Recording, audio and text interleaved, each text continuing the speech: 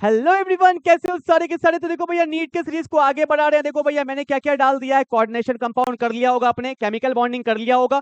आज कर रहे हैं क्लासिफिकेशन ऑफ एलिमेंट के 10 मोस्ट इंपॉर्टेंट कंसेप्ट। एक एक करके देखना भैया क्या होने वाला है। देखो, सबसे पहला क्वेश्चन स्टेटमेंट वाला मैंने लिया। ऐसे क्वेश्चन को लोग छोड़ देते। देखो क्या बोला है, आइडेंटिफाई द रॉन्ग स्टेटमेंट। देखो भैया, सही का पहचान नहीं करना है, गलत का पहचान करना है। क्या बोला है देखो, बोला है अमंग द आइसो इलेक्ट्रॉनिक स्पीसी। क्या होता है आइसो इलेक्ट्रॉनिक? आइसो वर्ड का मतलब होता है सेम, और इलेक्ट्रॉनिक वर्ड आया है इलेक्ट्रॉन से। जिसके पास सेम नंबर्स ऑफ इलेक्ट्रॉन्स होगा उसको अपने लोग बोलते हैं iso electronic स्पीसी। Is it clear ना? आगे देखो क्या बोला है, smaller the positive charge on the cation, smaller is the ionic radius. देखो ऐसे समझ में नहीं आता, ऐसे अक्सर डाउट आएगा, तो मैं आपको कंसेप्ट बताता हूँ। देखो कुछ बातें मैं आपको बताता हूँ, देखना ध्यान से।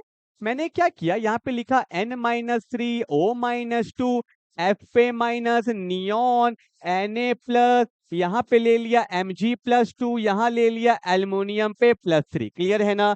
ध्यान से देखना, नाइट्रोजन का एटॉमिक नंबर क्या होता है? 7 होता है। माइनस का मतलब होता है गेन ऑफ इलेक्ट्रॉन। तो 7 - 3 था, तो यहाँ पे क्या होगा, 7 + 3 हो गया 10 इलेक्ट्रॉन। माइनस का मतलब होता है गेन ऑफ इलेक्ट्रॉन। क्लियर है ना? ऑक्सीजन का एटॉमिक नंबर 8 है, -2 मतलब क्या होगा, +2, गेन ऑफ इलेक्ट्रॉन, तो क्या हो गया 10 इलेक्ट्रॉन। फ्लोरीन का एटॉमिक नंबर 9, -1 है, तो गेन हो जाएगा, तो क्या हो जाएगा 10 इलेक्ट्रॉन। तो आप देखो ये सब क्या है, आइसो इलेक्ट्रॉनिक स्पीसी है, सबके पास सेम नंबर ऑफ इलेक्ट्रॉन है। अब देखो भैया, नियॉन का एटॉमिक नंबर 10 है, तो वो तो 10 ही रहेगा। सोडियम का एटॉमिक नंबर 11 होता है, प्लस का मतलब होता है लॉस ऑफ इलेक्ट्रॉन, तो एक लॉस हो गया, 11 में से एक गया, तो क्या बचा भैया 10 इलेक्ट्रॉन। मैग्नीशियम का 12 होता है, 2 का लॉस हुआ है, तो यहाँ पे भैया क्या होगा, 12 से 2 गया, यहाँ भी 10।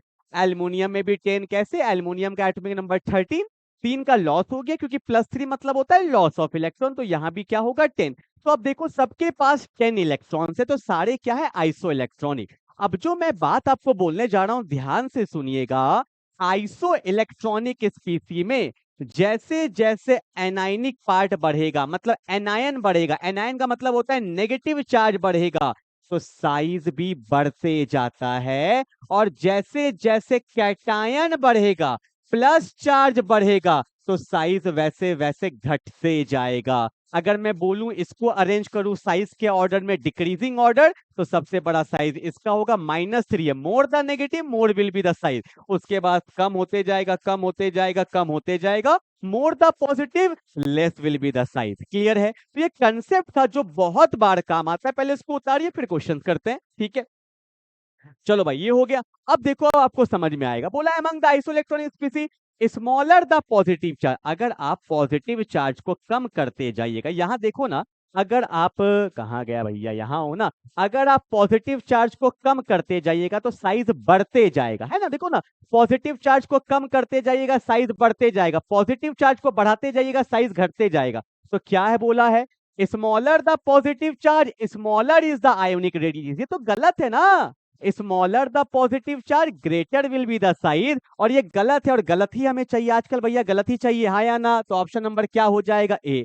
अब देखो बी सी डी भी चेक करेंगे, ऐसे नहीं, चेक करके जाएंगे। क्या बोला है, among the iso electronic स्पीसी greater the negative charge. अच्छा, नेगेटिव चार्ज को बढ़ाएंगे तो साइज भी बढ़ते जाएगा। क्या बोला है, क्या बोला है, larger is the ionic radius. ये तो बिल्कुल सही बात है भैया, पर हमें तो रॉन्ग चाहिए, जो हमारा आंसर आ चुका है।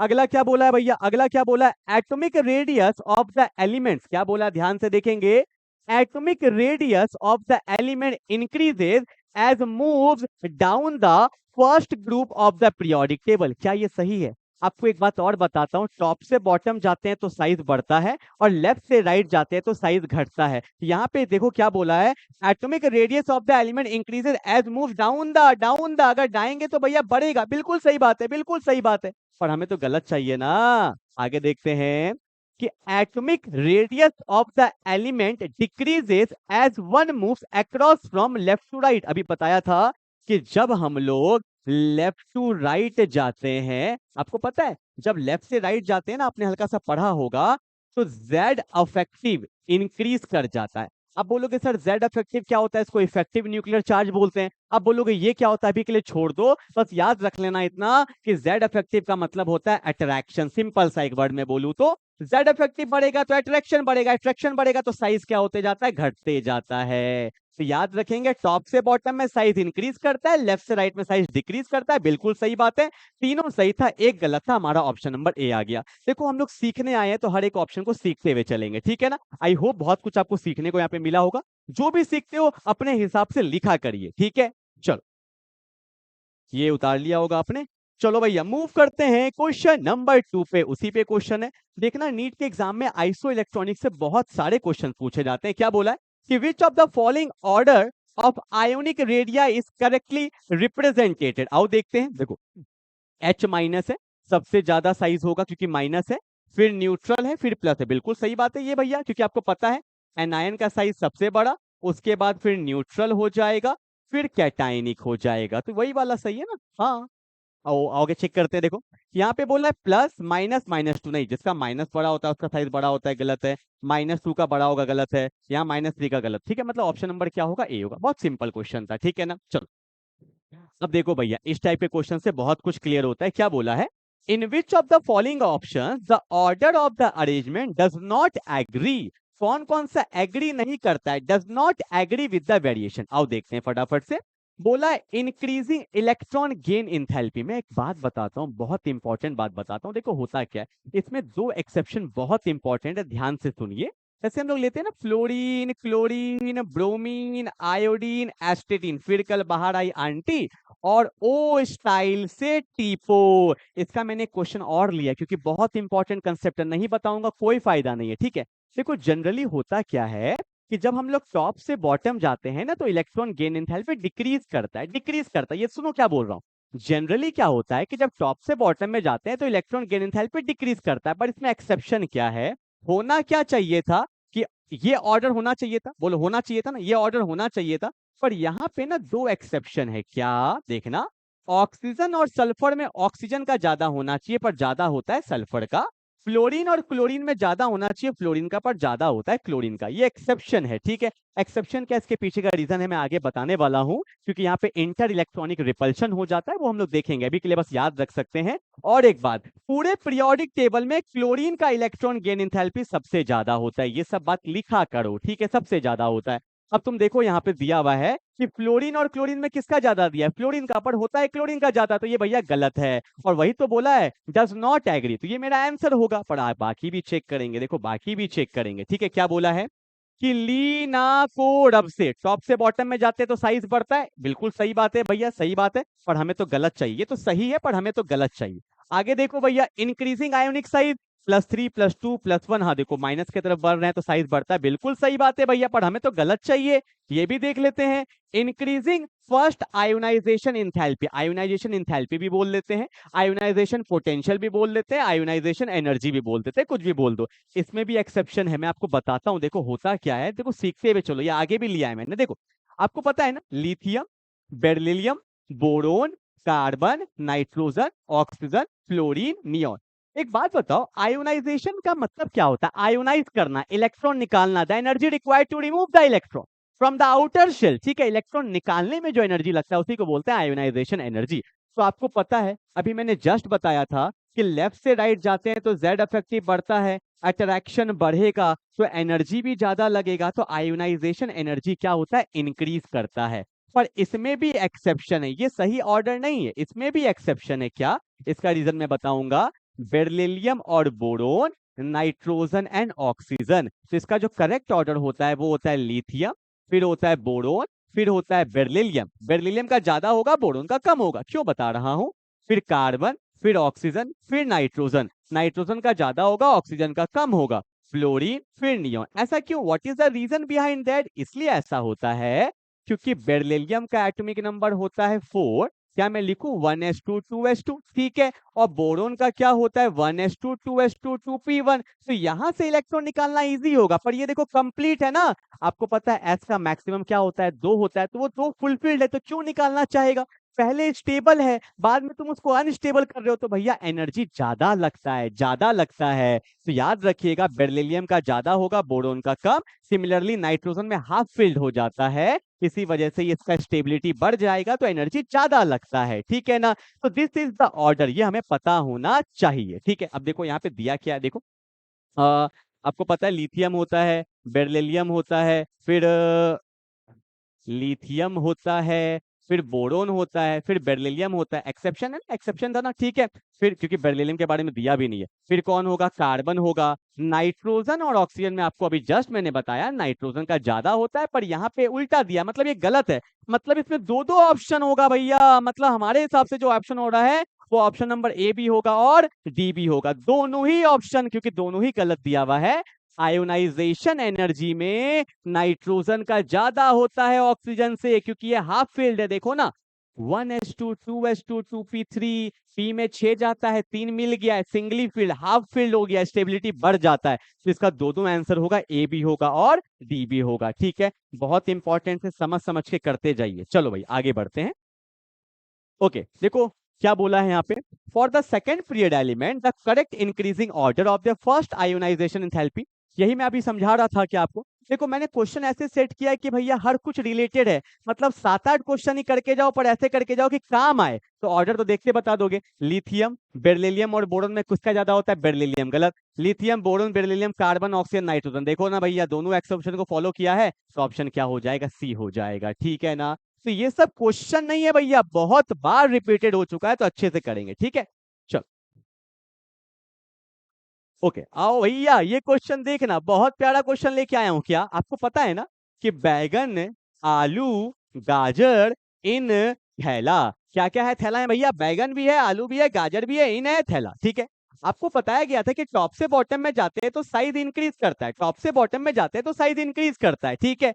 बट बट बोरोन फैमिली में ऐसा नहीं होता है। देखो भैया एक्सेप्शन है तभी तो क्वेश्चन लिया है, एक्सेप्शन है तभी क्वेश्चन इसलिए लिया है भैया, इंपॉर्टेंट क्वेश्चन है। यहाँ पे होता क्या है कि एल्युमिनियम और गैलियम में होना चाहिए गैलियम का साइज ज्यादा, पर होता किसका ज्यादा है, एल्युमिनियम का ज्यादा होता है। ये एकदम दिमाग में रखेंगे। तो आंसर देखो मैं दिखाई देता हूं, तो यहाँ पे होना क्या चाहिए था, बैगन, आलू, गाजर, इन, थैला, पर this is not the right answer. तो होगा बैगन, गाजर और आलू में आलू का वेटेज भैया ज्यादा होगा, और इन थैला तो दिया भी नहीं है, कहाँ गया भैया, हाँ ये रहा, बैगन है, गाजर है, आलू है, इन थैला, ठीक है। तो ये बात याद रखेंगे, एल्युमिनियम और गैलियम में एल्युमिनियम का साइज ज्यादा होता है, किससे, गैलियम से। ये बिल्कुल दिमाग में रखना, ये सब बात बता रहा हूं, ठीक है ना। चलो okay question number 6, that's an very very important question. ऐसे क्वेश्चन को देख के तुम छोड़ दोगे कि सर यहाँ डेटा दिया, कैलकुलेशन करना पड़ेगा क्या,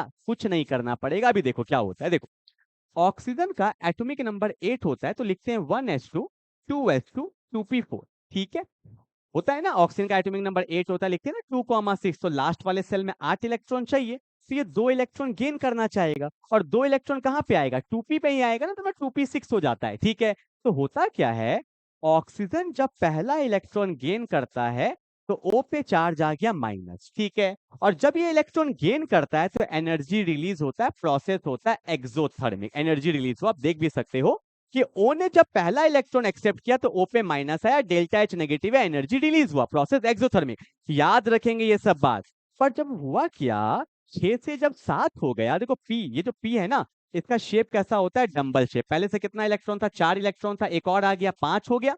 तो जब एक और इलेक्ट्रॉन आ रहा था, एक और इलेक्ट्रॉन आ रहा था, तो इसके अंदर के जो इलेक्ट्रॉन्स थे वो बोले नहीं आने देंगे, नहीं आने देंगे। क्यों नहीं देंगे भैया, क्यों नहीं देंगे, अरे साइज छोटा है, तुम आ जाओगे तो दिक्कत हो जाएगा। तो यहाँ पे इलेक्ट्रॉन और इलेक्ट्रॉन के बीच में रिपल्शन हो गया, जिसको बोलते हैं इंटर इलेक्ट्रॉनिक रिपल्शन। इसी वजह से जब हमने दूसरा इलेक्ट्रॉन गेन किया तो प्रोसेस में बहुत एनर्जी लग गया, जबरदस्ती दिए तो प्रोसेस क्या हो गया, एंडोथर्मिक हो गया। देखो यहाँ पे दिया हुआ है प्लस, मतलब एंडोथर्मिक। पहला तो आसानी से चला गया, दूसरा में बहुत दिक्कत हुआ। तो बोला है भैया, देखिए देखिए क्या स्टेटमेंट है, O minus will tend to resist, resist मतलब रोकना, the addition of another electron, बिल्कुल सही बात है भैया। O माइनस क्या कर रहा है, एक और इलेक्ट्रॉन लेने से मना कर रहा है। आगे क्या बोला है, oxygen has high electron affinity, ऐसा कुछ नहीं है, ऑक्सीजन कोई ऐसा कुछ नहीं है। O minus has comparatively larger size, ऐसा कोई मतलब नहीं है, रेसिस्ट करता है, आने नहीं देता है, क्योंकि वहां पे इंटर इलेक्ट्रॉनिक रिपल्शन होता है, ठीक है। चलो ओके क्वेश्चन नंबर 7, देखो 7 तक पहुंच गए भैया, पता भी नहीं चला 7 तक पहुंच गए। देखो क्या बोला है, a sudden large jump between the value of the second and the third ionization energy of the element will be associated with the electronic configuration। आराम आराम से करेंगे। सेकंड और थर्ड के बीच में बहुत गैप, मतलब 2 इलेक्ट्रॉन निकल गया, पर जब दूसरे के बाद आप तीसरा निकाल रहे थे तो नहीं निकला, बहुत ज्यादा एनर्जी लगा। क्यों? क्योंकि जब आप 2 इलेक्ट्रॉन निकाल दिए होंगे तो वो स्टेबल हो गया होगा, और जो स्टेबल हो जाता है वो इलेक्ट्रॉन निकालने नहीं देता है। आओ चेक करते हैं। अगर तुम इसका 2 इलेक्ट्रॉन निकाल दोगे, 2p6 कंप्लीटली फील्ड है, कंप्लीटली फील्ड, हाईली स्टेबल। अब तुम इसमें से भैया इलेक्ट्रॉन नहीं निकाल सकते, बहुत ज्यादा एनर्जी लगेगा, तो मेरे को लगता है ये आंसर होगा। ऊपर से 2p है, न्यूक्लियस के पास है, और ज्यादा एनर्जी। अब देखो भैया, इसमें एक निकाल दिए, एक निकाल दिए, 2p5 हो गया है। अब एक और निकालोगे तो इजीली निकल ही जाएगा, क्योंकि तुम 2 ऑलरेडी निकाल चुके हो। यहाँ देखो भैया, यहाँ एक निकालोगे, एक निकालोगे तो 3s1 है, कोई दिक्कत नहीं, निकल जाएगा। यहाँ तुम 2p निकाले, देखो 3s2, ये भी स्टेबल हो गया है, पर ये सेकेंड ऑर्बिट है, न्यूक्लियस के ज्यादा पास होगा, हाईली स्टेबल होगा। ये थर्ड है, न्यूक्लियस से थोड़ा दूर है, भैया इसमें ज्यादा एनर्जी का चेंज आएगा। तो हमारा आंसर क्या होगा? ऑप्शन नंबर ए होगा। ठीक है, जो न्यूक्लियस के पास होगा वो ज्यादा स्टेबल होगा, तो ज्यादा एनर्जी लगेगा। तो सडन लार्ज जंप जो आएगा वो किस में आएगा? ऑप्शन नंबर ए में आएगा। ठीक है, चलो क्वेश्चन नंबर 8 क्या बोला भी? चलो, फॉलिंग ऑक्साइड इन न्यूट्रल, ये तो मैं 50 बार बोल चुका हूं भैया। 9 को नाश होगा। कब नाश होगा? 9 तारीख को ही नाश होगा भैया। तो 9 को नाश होगा, 9 को नाश होगा। तो 9 मतलब नाइट्रिक ऑक्साइड, ठीक है। को मतलब कार्बन मोनोऑक्साइड, कार्बन मोनोऑक्साइड। नाश मतलब ये लाफिंग गैस भी बोलते हैं इसको, इसको बोलते हैं नाइट्रस ऑक्साइड। और वाटर तो आपको पता है, ये चारों न्यूट्रल ऑक्साइड है। तो कहाँ गया भैया? CO neutral oxide. ठीक है, SnO2 ये एम्फोटेरिक है भैया, पता होना चाहिए। Al2O3 ये भी एम्फोटेरिक है। सोडियम मेटल है, मेटल कैसा होता है? मेटल का ऑक्साइड बेसिक होता है। ठीक है, चल क्वेश्चन नंबर 9 क्या बोला है? The ions O2 minus F minus Na plus सब आइसो इलेक्ट्रॉनिक स्पीसी है। लेफ्ट से राइट जाएंगे भैया तो क्या हो रहा है? साइज घट रहा है। क्या बोला देखो? A decrease from O minus to to F minus, ठीक है भैया, एंड देन इंक्रीज फ्रॉम, ऐसा कुछ नहीं है, इंक्रीज कैसे करेगा? और घटेगा ना। A significant decrease from O minus to, तो बिल्कुल सही बात है, सिग्निफिकेंट डिक्रीज ही तो कर रहा है, और क्या होगा? ठीक है, बोला है सिग्निफिकेंट, अरे रुको रुको रुको, मैं इंक्रीज में मार दिया, अरे बाप रे बाप, अभी खेला कर देते तुम। सिग्निफिकेंट इंक्रीज है भैया, सिग्निफिकेंट डिक्रीज है, नीचे नीचे सिग्निफिकेंट डिक्रीज। ठीक है, O minus to to AL plus टूट गया है, ठीक है, डिक्रीज करेगा ना, साइज प्लस बढ़ रहा है तो। क्लियर है ना? चलो आज का लास्ट क्वेश्चन करने जा रहे हैं। क्या बोला है देखो? An atom with the high electronegativity, electronegativity का काम क्या होता है? इलेक्ट्रॉन को अपने तरफ खींचना, अट्रैक्शन बढ़ेगा। अगर देखो इलेक्ट्रोनेगेटिविटी बढ़ेगा मतलब Z अफेक्टिव बढ़ेगा, Z अफेक्टिव बढ़ेगा मतलब अट्रैक्शन बढ़ेगा, अट्रैक्शन बढ़ेगा तो साइज घटेगा, और अट्रैक्शन बढ़ेगा तो आयोनाइजेशन एनर्जी क्या होगा? बढ़ेगा।